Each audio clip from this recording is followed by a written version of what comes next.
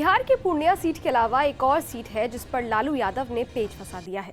22 सीटों पर लालू यादव की पार्टी आरजेडी ने टिकट बांट दिया, लेकिन एक सीट अभी भी ऐसी है जिस पर सस्पेंस बना हुआ है। ये सीट है सिवान। सिवान पर लालू यादव ने खेला कर दिया है। पहले लग रहा था कि सीट पर अवध बिहारी चौधरी आरजेडी की टिकट से चुनाव मैदान में होंगे, लेकिन अब खबर है कि इस सीट से आरजेडी शहाबुद्दीन की बीवी हिना साहब को मना रही है। यानी अपने टिकट पर आरजेडी हिना को सिवान से चुनाव मैदान में उतार सकती है। अंदर खाने इसको लेकर मंथन भी चल रहा है। इधर हिना साहब ने निर्दलीय चुनाव लड़ने का ऐलान कर दिया है। उस क्षेत्र में लगातार सक्रिय भी हैं और जोरदार प्रचार कर रही हैं। आरजेडी के खिलाफ भी बयान दे रही हैं। दरअसल मंगलवार को आरजेडी ने 22 सीटों पर अपने कैंडिडेट की लिस्ट जारी की, लेकिन सिवान सीट को लेकर कोई घोषणा नहीं की। पहले बताया जा रहा था कि सीट से आरजेडी पूर्व विधानसभा स्पीकर अवध बिहारी चौधरी को चुनाव मैदान में उतारेगी। अवध बिहारी ने अपना चुनाव प्रचार भी शुरू कर दिया था।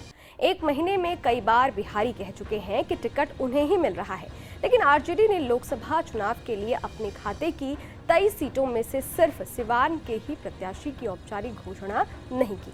सिवान से टिकट मिलने का दावा वो अब भी कर रहे हैं, लेकिन पार्टी लालू प्रसाद यादव के पुराने विश्वसनीय दिवंगत पूर्व सांसद मोहम्मद शहाबुद्दीन की बीवी हिना साहब को लेकर अटकी हुई है।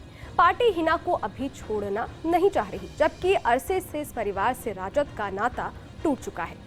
आपको बता दें कि शहाबुद्दीन 1996 से लेकर 2009 तक सिवान के सांसद रहे हैं। इसके बाद शहाबुद्दीन या उनके परिवार से कोई यहां चुनाव नहीं जीत पाया और अब शहाबुद्दीन इस दुनिया में नहीं है। भले ही शहाबुद्दीन के परिवार को यहां जीत नहीं मिली है, लेकिन ये बाहुबली सिवान की राजनीति की एक धुरी रहा है। मई 2021 में कोरोना से बाहुबली नेता और सांसद शहाबुद्दीन की मौत हो गई। शहाबुद्दीन भले ही अब दुनिया में नहीं है, लेकिन सिवान और उसके आसपास के जिलों में अब भी ये बहुत बड़ा नाम है। इतना बड़ा नाम है कि ये आज भी यहाँ की राजनीति को तय करने की ताकत रखता है। 9 अप्रैल को आरजेडी ने अपने 22 उम्मीदवारों के नाम का ऐलान किया, एक सीट सिवान को छोड़कर, जबकि आरजेडी से पूर्व विधानसभा अध्यक्ष अवध बिहारी चौधरी का नाम लगभग तय था। मंगलवार को अवध बिहारी ने तो सिवान जाकर यह ऐलान भी कर दिया था कि वो सिवान से आरजेडी के प्रत्याशी हैं, लेकिन देर शाम जब लिस्ट जारी हुई तो सिवान ही सूची से बाहर था। अवध बिहारी चौधरी के साथ पप्पू यादव की तरह ही खेला हो गया। अब बिहार के सियासी गलियारे में चर्चा है कि लालू यादव की आरजेडी इस सीट से दिवंगत पूर्व सांसद शहाबुद्दीन की पत्नी हिना साहब को टिकट दे सकती है। हिना के अंदाज देख लालू यादव ने सिवान सीट को होल्ड पर रख दिया है।